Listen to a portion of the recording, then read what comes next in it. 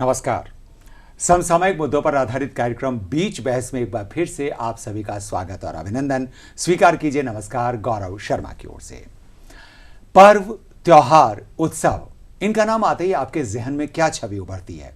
यकीनन उमंग, उत्साह, सेलिब्रेशन, रौनक और खुशियां होना भी चाहिए, क्योंकि त्योहार आते ही इसलिए ताकि आपकी रोजमर्रा की जिंदगी कभी वीरान नहीं रहने पाए। आप लोगों से मिलते जुलते रहें, खुशियां बांटते रहें और मिलकर तरक्की की राह पर चलते रहें। लेकिन बदलते वक्त के साथ जैसे जैसे हमारी आबादी बढ़ती है, शहरों में भीड़ भाड़ बढ़ती है, कई नई समस्याएं भी जन्म लेती हैं। और ऐसी ही समस्या है त्योहारों और मेलों के समय हमारे शहरों में बढ़ती भीड़ भाड़ और आने जाने में ट्रैफिक की समस्या। राजस्थान की राजधानी गुलाबी शहर जयपुर दुनिया भर में अपनी संस्कृति के लिए जाना जाता है और इसी संस्कृति का एक बहुत अहम हिस्सा है यहाँ की दिवाली, जिसकी रौनक, जिसकी रोशनी देखने के लिए सिर्फ यहीं के लोग उत्सुक नहीं रहते, बल्कि देश दुनिया से लोग आते हैं यहाँ की दिवाली देखने के लिए। ऐसे में त्योहार के समय ट्रैफिक बहुत ज्यादा बढ़ जाना एक सामान्य सी बात है।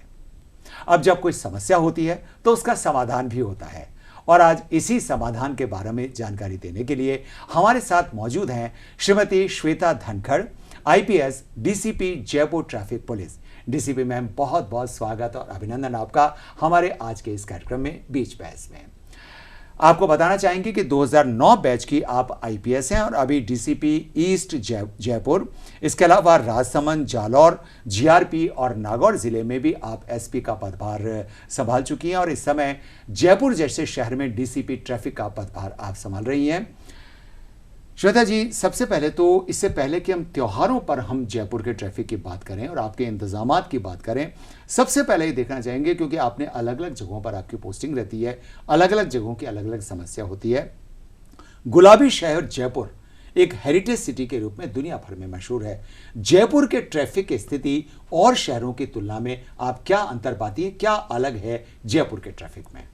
जयपुर का जो ट्रैफिक है यहाँ पे मेन चीज़ ये है, क्योंकि एक तो ये हेरिटेज सिटी हो गया और एक ये यहाँ पे जनसंख्या जो है ये हमारी लगभग जो है 35 लाख है और यहाँ पे जनसंख्या के अनुपात में ही उतना ही ट्रैफिक है। 33 लाख का जो हमारा व्हीकल है। बदलते समय में जो है जनसंख्या बढ़ी और व्हीकल बढ़े, लेकिन रोड की स्थिति वही का वही है। सड़कों का अनुपात तो उतना ही रहा, सड़कों का रहा। तो उसके अनुसार क्या है, सड़कों पे जो भार है वो ज्यादा बढ़ गया है। अब सड़कों पे भार बढ़ने के कारण जो एक्सीडेंट्स हैं और जो वायलेशंस हैं वो भी बढ़ गए। लेकिन यहाँ की जो जनता है उनको मैं बधाई देना चाहूंगी कि जनता जो है वो कई बारी रूल्स का पालन भी करती है और वायलेशन जैसे हमारे पास ओवर स्पीडिंग और रेड लाइट का पालन ना करना, हेलमेट ना पहनना, ये काफी वायलेशन है। लेकिन हमारी जनता जो है उन्होंने हेलमेट भी पहने हैं और पुलिस को, चाहे ट्रैफिक पुलिस को ही देखकर सीट बेल्ट भी लगा लेती है। बिल्कुल, ये बहुत अच्छी बात लगी, क्योंकि आमतौर पर जब एक पुलिस के अधिकारी या भले आला अधिकारी कई बार आते हैं तो वो अक्सर शिकायत रहती है कि साहब लोग हमारी सहयोग नहीं करते। लेकिन आपकी बात मुझे बहुत अच्छी लग रही है कि आपको लगता है कि जयपुर में ट्रैफिक सेंस जो है वो और शहरों की तुलना में ठीक संतोषजनक है और जयपुर की जनता उनको फॉलो करती है। बिल्कुल, क्योंकि मैंने और जिलों में भी देखा है, वहां पे जैसे हेलमेट भी नहीं पहनते लोग, सीट बेल्ट तो दूर का बात है, हेलमेट भी नहीं पहनते। और इसमें जो आपने एक बात कही वो बहुत अच्छी लगी कि चाहे एक ट्रैफिक कांस्टेबल को सामने देखने के बाद ही, लेकिन इससे भी ज्यादा परिस्थिति ये अच्छी रहेगी कि बिना ट्रैफिक कांस्टेबल की मौजूदगी में भी लोग अगर ट्रैफिक रूल्स का पालन करें। त्योहारों की बात करें, त्योहारों के अवसर पर यातायात संबंधी किस तरह की प्रवृत्तियां और समस्याएं अक्सर देखने में आती हैं, जिनके लिए आपका विभाग जो है वो ध्यान रखता है? त्योहारों में उल्लास का माहौल रहता है। अब इसी उल्लास के माहौल में लोग जो है अति उत्साही होके मार्केट में आते हैं और मार्केट में जो है गलत स्थान पर पार्किंग कर देते हैं। दूसरा, जो दुकानदार है अपनी दुकानों की सजावट करते हैं, सजावट करते हुए वे अतिक्रमण कर देते हैं। और कई लोग जो हैं रात में जो है काफी तेज स्पीड से वाहन चलाते हैं। कई लोग बिना शराब पी के वाहन चलाते हैं, कई लोग बिना सीट बेल्ट लगा के वाहन चलाते हैं और कई लोग रेड लाइट को जंप भी करते हैं। और कई जो है हेलमेट भी नहीं लगाते और कई लोग मोबाइल पे बात भी करते हैं। काफ़ी सारी जो हैं समस्याएं, जो मेन समस्याएं ट्रैफिक में ये आती हैं और इसमें जो है हम लोग कार्रवाई भी करते हैं। जैसे जो अतिक्रमण की जो कार्रवाई है, अतिक्रमण पे हम नगर निगम जेडीए और पुलिस जाब्ता इसको ले जाके अतिक्रमण हटवाने की कार्रवाई करते हैं। दूसरा, जैसे मेन जो यहाँ पे प्रॉब्लम है पार्किंग का है, पार्किंग स्पेसेस, क्योंकि व्हीकल इंक्रीज है और पार्किंग स्पेसेस की जो जगह है वो कम है। अब पार्किंग के लिए हमारी जो है हॉक की टीम जो है स्पेशली इस पे लगी हुई है, और दूसरा हॉक की टीम के साथ साथ जैसे हमारे ट्रक भी है, क्रेन भी है, और व्हील लॉक की कार्रवाई भी हमारी साथ साथ रहती है। अब ये जो रेड लाइट जंप होता है, रेड लाइट जंप के लिए हमारे जो ITMS है, इंटीग्रेटेड ट्रैफिक मैनेजमेंट सिस्टम, क्योंकि ये जो कैमरा है, अभी जैसा कि आपने पहले कहा था कि जहां जनता ना हो वहां कोई तो हो, वहां कोई तो हो। जी जी जी। तो जो ITMS आपने बताया, इसका फुल फॉर्म आपने बताया इंटीग्रेटेड ट्रैफिक मैनेजमेंट सिस्टम। इससे पहले कि हम कुछ और ट्रैफिक के बारे में बात करें, कुछ इसके बारे में विस्तार से बताइए कि क्या है। और क्योंकि कई बार हम जब गाड़ी चलाते हैं तो एक बिजली के पोल जैसे होते हैं ना, हमें कैमरे लगे हुए तो दिखते हैं, और कुछ जगहों पे एक छोटी सी छतरी भी दिखाई देती है। उसका कनेक्शन कहाँ होता है, आखिर उसकी मॉनिटरिंग आप लोग किस तरह से करते हैं? ये जो ITMS का जो सिस्टम है, इंटीग्रेटेड ट्रैफिक मैनेजमेंट सिस्टम, इसमें क्योंकि कई बार क्या है, ट्रैफिक पे खड़ा हुआ जो कांस्टेबल है, कई लोग जो आए, कोई रेड लाइट जंप कर गया, कोई तेज गति से वाहन चला रहा है, वो हमारे ट्रैफिक वालों से लड़ते हैं, भाई नहीं मैंने तो नहीं किया। फिर ये जो है, एक तो लड़ाई भी कम होता है, क्योंकि ये कैमरा जो है खुद ही कैमरा देखेगा, और वो जो है हमारे वहाँ पे टीम जो बैठी होती है, ETC में जो हमारी टीम है, हमारा कंट्रोल रूम जो है, हमारी टीम वहां से मॉनिटर करती है। जो हमारा परिवहन ऐप है उसमें जाते हैं वन नेशन वन चालान के तहत। वहां से जो है हमारे ANPR कैमरा है, automatic number plate recognition system, उसके थ्रू जो है वो उनको रीड करते हैं, और उसमें जो है व्हीकल का नंबर डालते हैं, उसमें ओनर का नाम आ जाता है। और सेम जो है इसको हमारी राजस्थान पुलिस टेस्ट वेबसाइट पे हम जाते हैं, इनका वहां से नंबर भी मिल जाता है, और फिर इनको हम मैसेज भेजते हैं। मतलब उसको ट्रेस करना बहुत आसान हो जाता है। हाँ, इसके थ्रू हमारे पास आसानी से हो जाता है। और इसमें ITMS में हमारा ANPR सिस्टम, RLVD और SVD। RLVD में हो जाता है रेड लाइट वायलेशन डिटेक्शन, और SVD में स्पीड वायलेट डिटेक्शन। अच्छा। तो क्या ये भी उन्हीं कैमरों से, क्योंकि अब हमारे जैसे आपने बताया कि तो हमारे दर्शकों के मन में ये सवाल आ रहा होगा कि जब हम सड़क पर चल रहे हैं, किसी चौराहे से गुजर रहे हैं, तो क्या हमें ये मानकर चलना चाहिए कि कहीं ना कहीं कोई ना कोई आंख मुझे देख रही है और मुझे व्हीकल चलाते टाइम सावधानी रखनी चाहिए? क्या ऐसा है?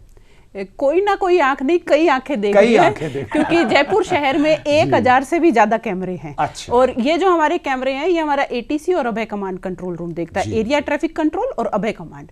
और इसमें हम वहां से जो है ट्रैफिक के पॉइंट ऑफ व्यू से भीड़ भाड़, जाम और वायलेशन चेक करते हैं, और अभय कमांड कंट्रोल के उससे जो है लॉ एंड ऑर्डर और क्राइम की सिचुएशन। यानी इन दोनों के साइमल्टेनियस एक मॉनिटरिंग चलती है कि अगर किसी तरह के क्राइम भी हो रहा है तभी वो अभय कमांड के नजर में होता है, और ट्रैफिक की जो व्यवस्था होती है वो भी आपकी नजर में होती है।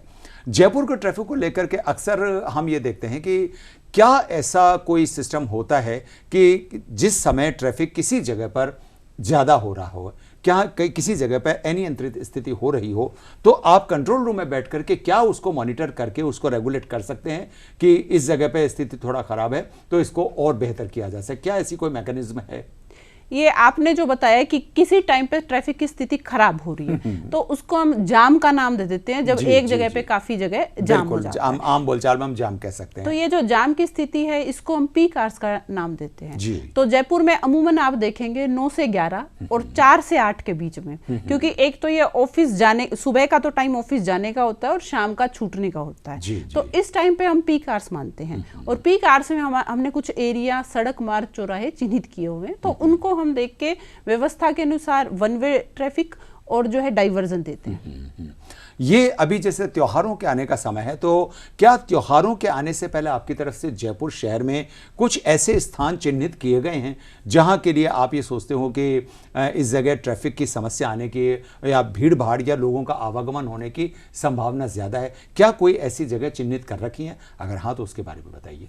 हमने जो है मीटिंग किया है सभी इंटरेस्ट ग्रुप के साथ, और अपने जो ट्रैफिक वाले हैं इन सभी के साथ मीटिंग किया। मीटिंग करके हमने जो हॉट स्पॉट्स हैं और ट्रैफिक कंजेशन पॉइंट है, ये सारे के सारे चिन्हित किए हैं। अब ये जो हॉट स्पॉट और ट्रैफिक कंजेशन पॉइंट में, क्योंकि त्योहारी सीजन भी है तो खरीदारी भी रहती है, इसमें हमारा प्रमुख जो एरिया आ जाता है, एक तो वॉल सिटी, परकोटा का क्षेत्र, MI रोड, ये राजा पार्क, वैशाली नगर, विद्याधर नगर, सांगानेर, मालवीय नगर, ये प्रमुख आ जाते हैं। और इसके अलावा और जगह जो ट्रैफिक कंजेशन होता है, कई और बोटल नेक्स भी हैं, जैसे कई सड़कों पर गड्ढे हैं, कई जगह कंस्ट्रक्शन का काम भी चल रहा है, कई जगह एलिवेटेड रोड्स भी हैं, उनके नीचे पुलिया भी है। इन सभी को हमने चिन्हित किया है और इसके लिए हमने टीम्स भी लगाई है जो इन पे काम करेगी, रैपिड एक्शन ट्रैफिक टीम। जी, तो उन इंतजामों के बारे में, जैसे कुछ विशेष प्रबंध या कोई ऐसे विशेष इंतजाम के बारे में या कोई ऐसी विशेष प्लानिंग आपने इन जगहों के लिए की हो, तो उसके बारे में कुछ जानकारी। अब त्योहारी सीजन में जो भीड़ है उसको अगर मैं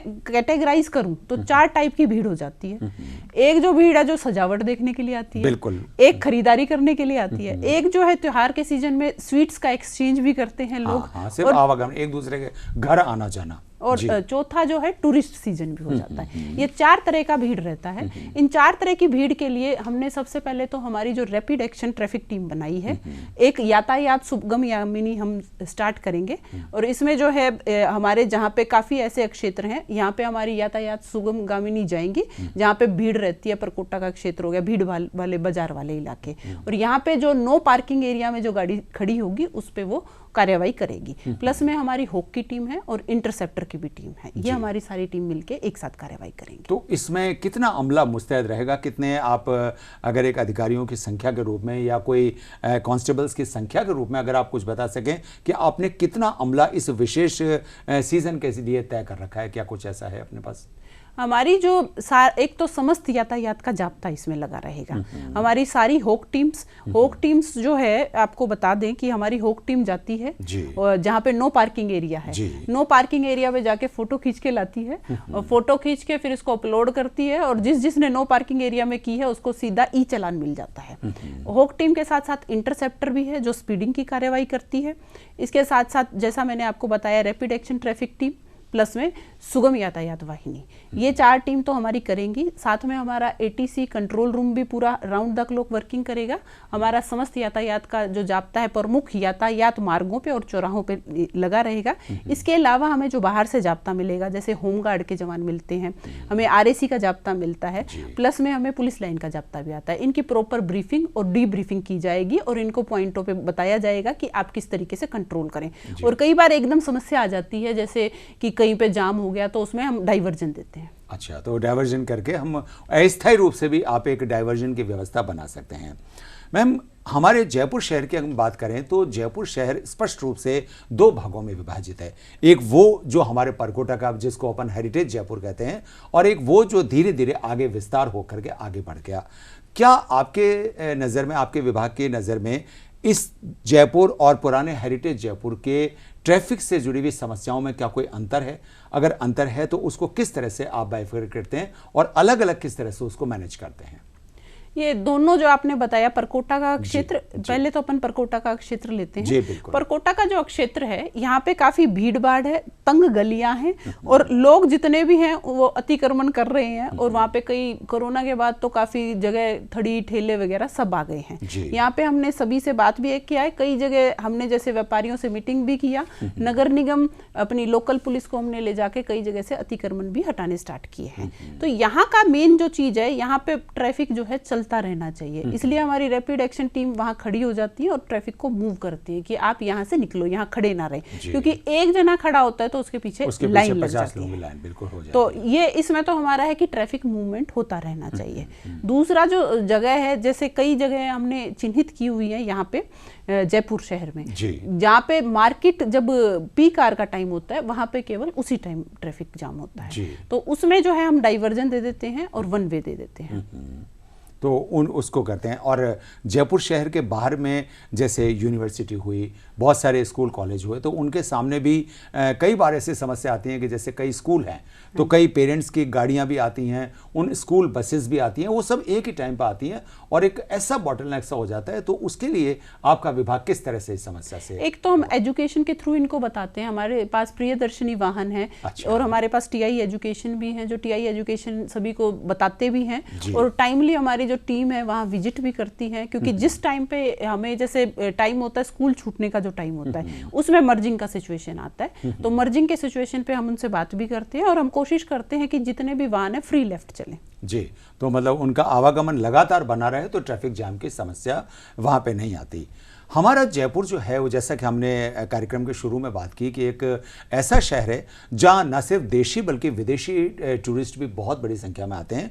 और अब क्योंकि अक्टूबर से जयपुर में ये टूरिस्ट सीजन शुरू हो जाता है, त्योहारी सीजन के साथ में शुरू हो जाता है, और 2 साल का जो पेंडेमिक गैप था, इसके बाद में टूरिस्ट के आने की प्रवृत्ति बहुत अच्छी दिखाई दे रही है। ऐसे में जो जयपुर के टूरिस्ट इंपॉर्टेंस के जो प्लेसेस हैं, जो पर्यटन महत्व के जो स्थान हैं, उनके ऊपर क्या आपकी विशेष निगरानी रहती है कि आने वाले पर्यटकों को किसी तरह की दिक्कत ना हो? मेन तो इसमें बताया जाए, जैसे अपने यहाँ पे जैसे हवा महल में काफी लोग आएंगे, हमारे आमेर का किला काफी लोग देखेंगे, हमारा जो जंतर मंतर है, सिटी पैलेस है, इन सब म्यूजियम है, सभी को देखने आते हैं। जंतर मंतर के लिए तो हम फिर भी कह लें कि जंतर मंतर में तो एक बार गाड़ी टूरिस्ट के अंदर जाकर के और फिर एक पर्टिकुलर प्लेस पे आती है, लेकिन हवा महल तो हमारा सौभाग्य है कि बिल्कुल एन सड़क के ऊपर है, जो हम आते जाते भी देख लेते, लेकिन ट्रैफिक की समस्या हो जाती है। तो किस तरह से उसको देखते हैं? हमारे जितने भी यहाँ पे पॉइंट हैं, यहाँ पे हम सभी जगह अपने ट्रैफिक के जाब्ते को सबसे पहले तो स्ट्रेंथन करेंगे। दूसरा जो है, क्योंकि इनका जो सीजन अब अक्टूबर से लेके दिसंबर तक है, तो हमारा मेन प्रयास ये रहेगा कि ये जितने भी पॉइंट है यहाँ पे कंजेशन ना होवे। कंजेशन ना होने के लिए हम जैसे रैपिड एक्शन ट्रैफिक टीम है, ये वाली लगाएंगे और ये प्रॉपर मॉनिटर करेंगी, और हम ये कोशिश करेंगे कि जो जाब्ता है, जो लोग हैं वो मूवमेंट करें, चाहे स्लो ही क्यों ना करें, और उस टाइम पे यथास्थिति अनुसार हम जो है heavy traffic, slow moving vehicle और लोडिंग व्हीकल, इनको फिर हम डाइवर्ट कर देंगे उनको, ताकि वो हमारे ट्रैफिक में किसी तरह की बाधा ना बने।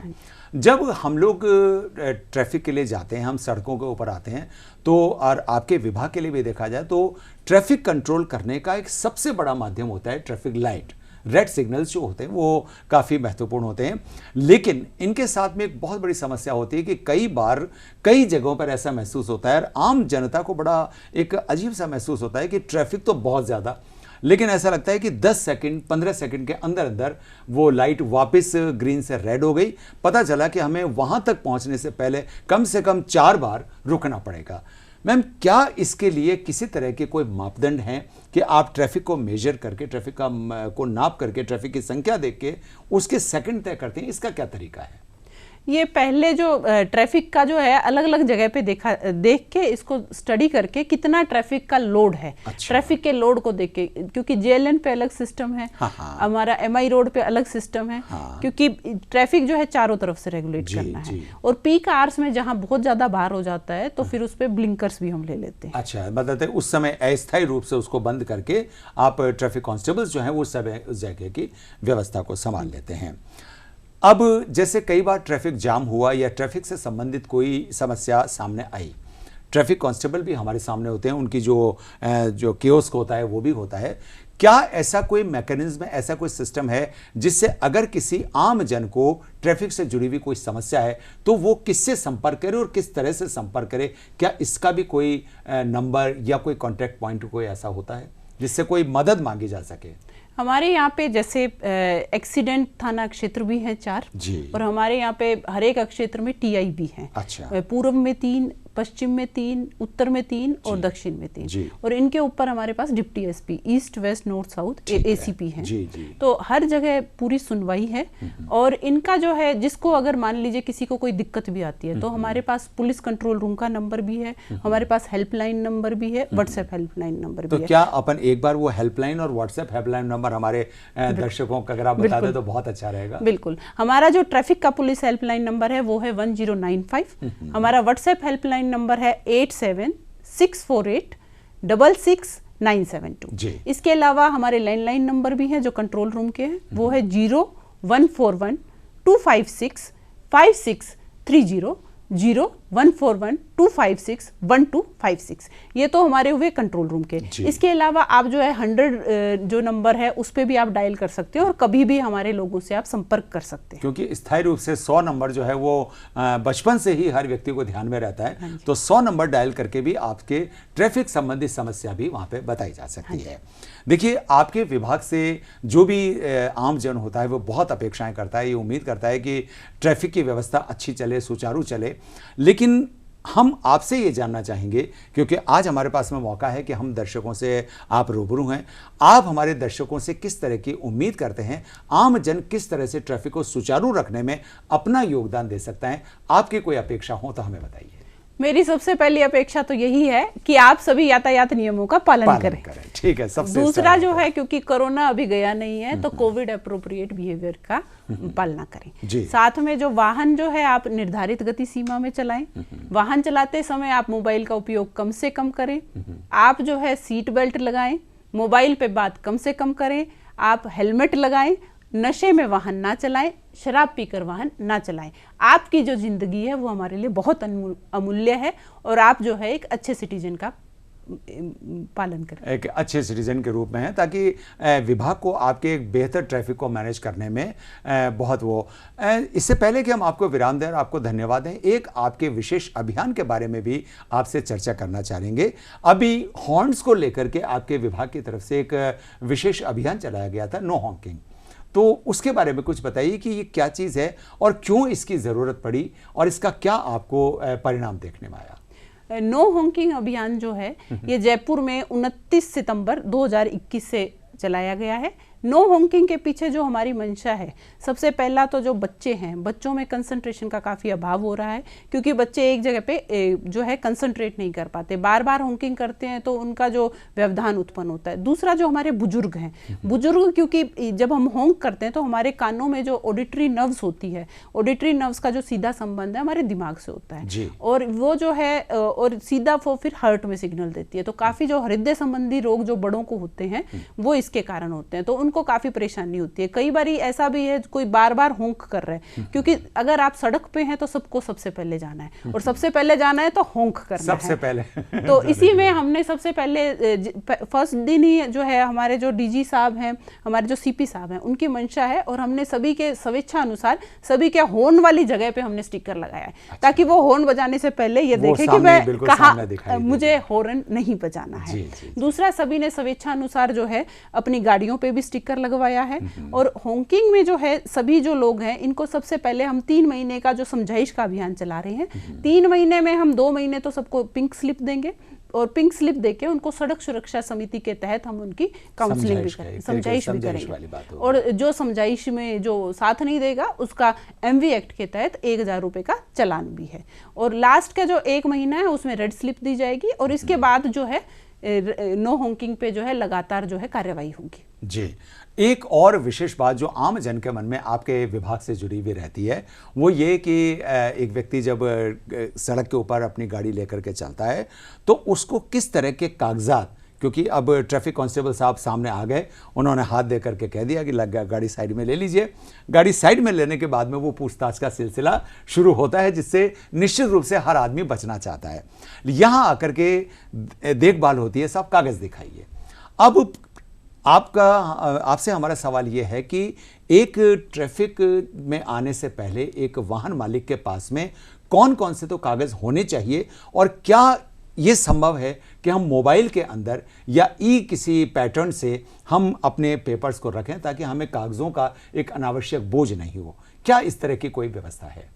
इसमें जो है अभी कुछ दिनों पहले ही एक तो डिजी लॉकर और परिवहन ऐप आया है। डिजी लॉकर में आप जो हैं अपने आपके जितने भी दस्तावेज हैं वो आप हमें सभी को दिखा सकते हैं, पर कई ऐसे आप जो है वॉयलेशन, अगर आप कोई वॉयलेशन ना करें तो आप मोबाइल में ही सारे दस्तावेज लेकर चलें। अच्छा। इसमें जो अपना डिजी लॉकर का आया था उसमें क्लोज 4 और 5 में ये लिखा है अगर आपने कुछ ऐसा कर दिया जिसमें ड्राइविंग लाइसेंस का हमें आवश्यकता होता है, क्योंकि वो फिजिकली आपको प्रोड्यूस करना पड़ेगा। अच्छा। फिर उसका पंचिंग होता है, क्योंकि जैसे रेड लाइट वॉयलेशन हो गया, रेड लाइट वॉयलेशन में क्योंकि इसमें सीधा चलान ना होकर इसमें जो लाइसेंस पंच होता है और चलान होता है जी। क्योंकि अभी 1-2 दिन से अखबार में लॉकर के संबंध में पेपर्स के संबंध में काफी बात आ रही है, तो वो किस संदर्भ में आ रही है कि उसमें ऐसी क्या सुविधा दी जा रही है कि आप सिर्फ मोबाइल, क्योंकि अखबार की हेडलाइन इसी तरह की होती है कि आपको अब पेपर्स रखने की जरूरत नहीं है। वास्तविक स्थिति क्या है कि किस तरह के पेपर रखे जाएं, हम मोबाइल में कैसे रख सकते हैं? मोबाइल में आप स्कैन करके सेव कर सकते हैं और वो उस डिजी लॉकर के थ्रू हमें दिखा सकते हैं। ठीक है। और डिजी लॉकर जो ऐप है, अगर आप यातायात नियमों का पालन करते हैं तो आपको साथ में कुछ भी लेके जाने की जरूरत नहीं। अगर आप नियम का पालन नहीं करते, रेड लाइट वॉयलेशन कर देते हैं, स्पीड वॉयलेशन कर देते हैं, तो आपको अपना मेरा प्रश्न आपसे यह है कि जैसे आपने एज ए डीसीपी तो आपने ये बात कह दी, क्या आपने इस बात की जानकारी उन सभी ट्रैफिक कांस्टेबल्स को भी दी है जिनसे हमारा वास्ता पड़ना है? क्योंकि हर जगह आप नहीं होंगे, हमें तो हमारे सामने तो वो ट्रैफिक कांस्टेबल होंगे जिनके हमें कागज दिखाने, क्या उनको भी इस बात का प्रशिक्षण है कि वो मोबाइल में दिखाए हुए जो स्कैन किए हुए जो हैं उनको मान लें? क्या ऐसे आपने बताया उन्हें? बिल्कुल, क्योंकि जनता की सबसे पहली जो शिकायत हमारे पास यही आती है, डीजी लॉकर आ गया है और आपके जो कांस्टेबल हैं हमारे से जो है प्रमाण पत्र मांग रहे हैं, रजिस्ट्रेशन का, व्हीकल लाइसेंस नंबर मांग रहे हैं। तो उनको केवल फिर मैंने प्रश्न यही करती हूँ कि आपका वायोलेशन क्या है, आपने वायोलेशन किया है क्या नहीं किया। वो बोलते हैं हमने वायोलेशन किया है।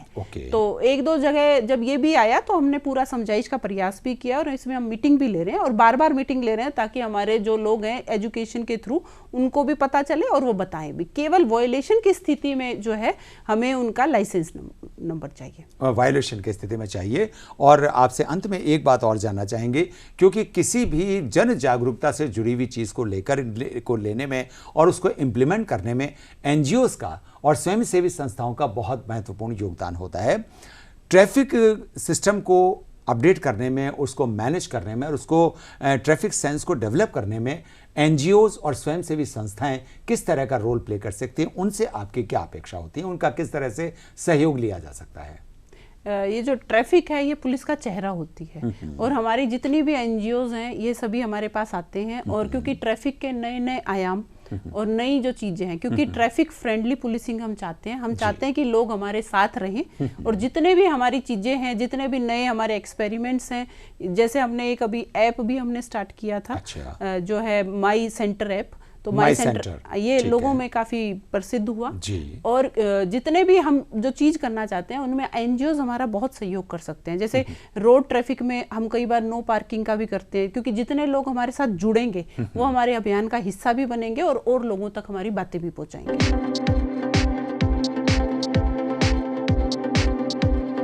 आने वाले त्योहारी पर्व धनतेरस, रूप चौदस, दीपावली और भाई दूज कि आप सभी को बहुत बहुत शुभकामनाएं। ये सभी त्योहार आपके लिए मंगलमय, शुभमय और शांतिमय रहे। इसी के साथ मैं आपसे कहूँगी बेटर लेट देन नेवर। सावधानी जो है वो आप रखें। अगर कोई एक्सीडेंट का स्थिति हो जाता है तो जो मेरी जनता से ये अनुरोध है कि आप जो है पुलिस को अपने साथ समझें। किसी को भी व्यर्थ परेशान नहीं किया जाएगा। आप ट्रैफिक पुलिस, कंट्रोल रूम, चौराहे पे खड़े सिपाही और पुलिस थाना किसी से भी संपर्क करके इसकी सूचना दे सकते हैं, क्योंकि शुरू का जो समय होता है घायल व्यक्ति के लिए और जिसको इंजर्ड व्यक्ति के लिए बहुत ही महत्वपूर्ण होता है, जिसे गोल्डन आवर कहा जाता है। ऐसा कईयों ने बताया है कि अगर इस गोल्डन आवर में अगर हम घायल व्यक्ति को ले जाते हैं तो उसकी जान बचाई जा सकती है। आप एक गुड सैनिटेरियन का पालन करें। अभी एमवी एक्ट में भी प्रावधान आ गया है जो सहायता करेगा, पुलिस उसको व्यर्थ परेशान नहीं करेगी। और जो घायल जाते हैं उनके लिए एम्बुलेंस के लिए पुलिस जो है ग्रीन कॉरिडोर की भी सुविधा उपलब्ध कराती है।